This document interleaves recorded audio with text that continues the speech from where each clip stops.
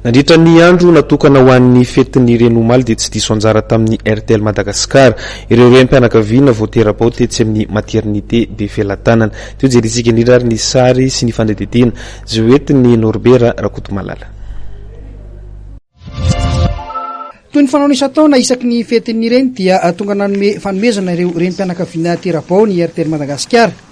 Izy malasa teo ary dia tonga nitsidika ireo renim-pianakaviana tetsy amin'ny maternité Bevelantanana ny RTL Madagasikara izay nitarihan'ny tale jeneraly Meksan Bekangba izay nizara ireo kojakoja ilain'ireo reny tera-bao.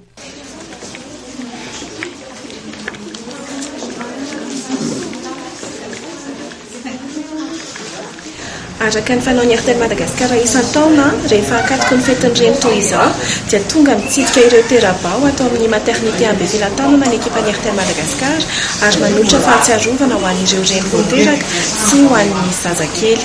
Ao ny kojakoja ho an'ny reny, ao ihany koa ireo akanjo izay ho an'ny zazakely.